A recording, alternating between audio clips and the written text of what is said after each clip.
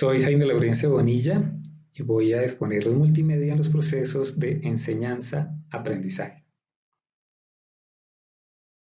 La ruta que se propone para esta exposición sigue las 4 preguntas planteadas.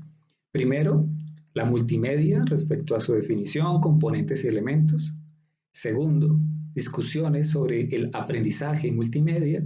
Tercero, principios del aprendizaje multimedial, particularmente acercamientos al estado del arte. Y finalmente, la accesibilidad y el aprendizaje. Ahora voy a destacar algunos elementos clave del significado de multimedia. Inicialmente se debe destacar que son sistemas interactivos de comunicación. Estos sistemas se dan a través de ordenadores que tienen como fin almacenar, transmitir y recuperar esas redes de información. Los multimedia finalmente lo que hacen entonces es integrar gráficas, textos y sonido. Y finalmente facilitan un entorno multisensorial de información. Nos preguntamos entonces cuáles son aquellos componentes que tienen y que componen cualquier sistema multimedial. E inicialmente debemos decir que se caracteriza por la flexibilidad para adaptarse a las necesidades de las diferentes aplicaciones, autores y usuarios. Inicialmente se encuentran los nodos. Los nodos son en la unidad fundamental. Los nodos son la unidad básica de almacenamiento de la información y está compuesto generalmente por textos, por gráficos, por videos. Igualmente están las conexiones, que son los elementos asociativos que conectan la información. Contamos con las redes de ideas, que proporciona la estructura organizativa de esas ideas que están en interrelación. Y finalmente contamos con los itinerarios, que son finalmente la ruta sugerida o la guía que puede ser realizada por un usuario. Adicionalmente contamos con otros elementos de los multimedia que son muy importantes para el ejercicio del aprendizaje. La interfaz del usuario, por ejemplo, constituye la forma como se establece la interacción con el alumno. Estaremos hablando de aquella interacción entre el hombre y máquina. El control de navegación, por su parte, constituye el conjunto de herramientas para ordenar y posibilitar ese intercambio de información. La interactividad y el control del usuario en última determinan al usuario la secuencia mediante la cual accede a la información. Permite construir y estructurar su propia base de conocimiento, una experiencia muy individual en la medida en que permite acelerar, desacelerar, cambiar la dirección, ampliar los horizontes. De allí pasamos al entorno constructivo, porque las hipermedia proporcionan herramientas que son flexibles en su navegación, un entorno de software en últimas para construir o expresar conocimiento, para generar un proceso de colaboración, para resolver problemas, para construir y expresar conocimientos. Y finalmente llegamos a las estructuras de hipermedia, que precisamente allí nosotros decidimos cómo y cuánto estructurar la información y se cuenta entonces con ejemplos de hipermedia estructurado o no estructurado. Son distintos entonces los elementos de discusión que se presentan sobre los multimedias aplicados en los procesos de enseñanza-aprendizaje. El primero de ellos es claramente la diferencia que hay entre multimedia para la participación y la multimedia para la información, ¿no?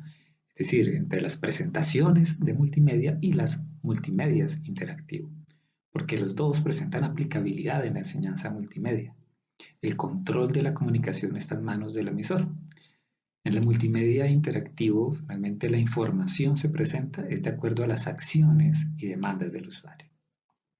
De otra parte, veamos las ventajas de la multimedia versus las características didácticas, las mejoras didácticas, porque no han de identificarse esas características y las posibilidades del equipamiento con las ventajas estructurales del medio.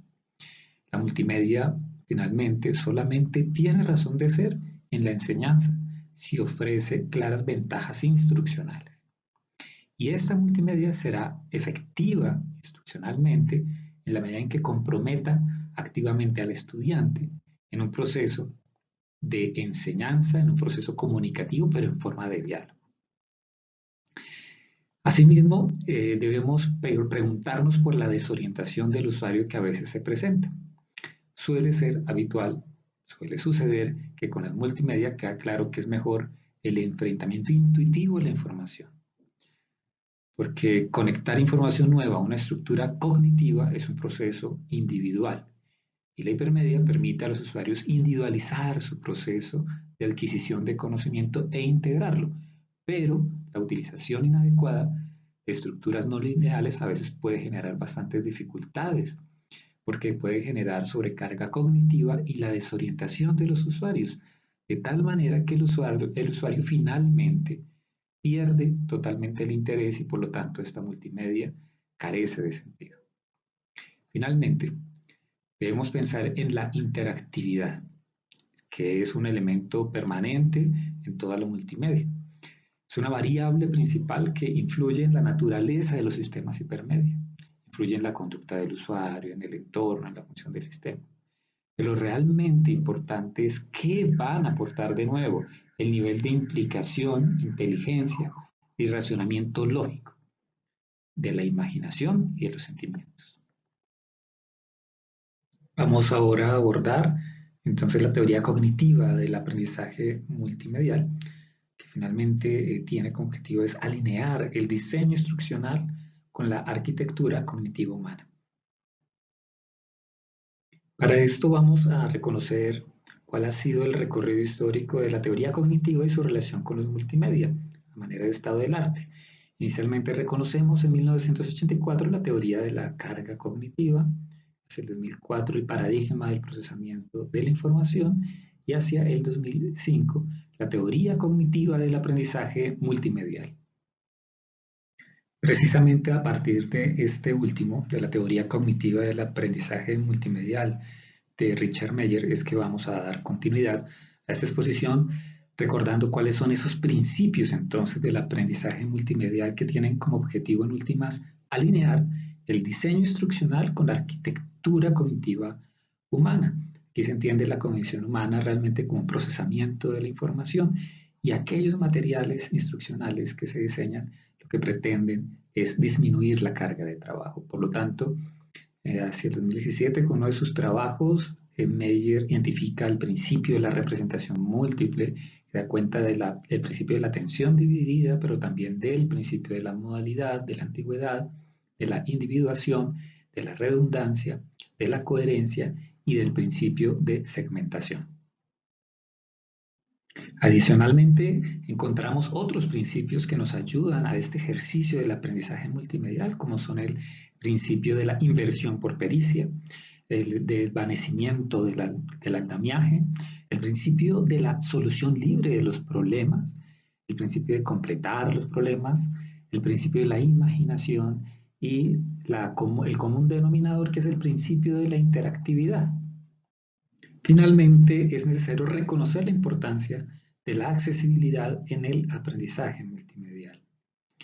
¿Por qué? Porque efectivamente de esta manera se garantiza la mayor participación por parte del alumno, logramos ese gran objetivo de la implicación al facilitar los medios que posibilitan la comunicación bidireccional y en especial en este caso con aquellos que tienen algún tipo de discapacidad. De esta manera, lo que se logra, lo que se asegura es el acceso equitativo y la igualdad en la educación como uno de estos valores primordiales y se ayuda a superar las brechas sociales y tecnológicas como uno de los objetivos fundamentales de la educación de nuestro contexto.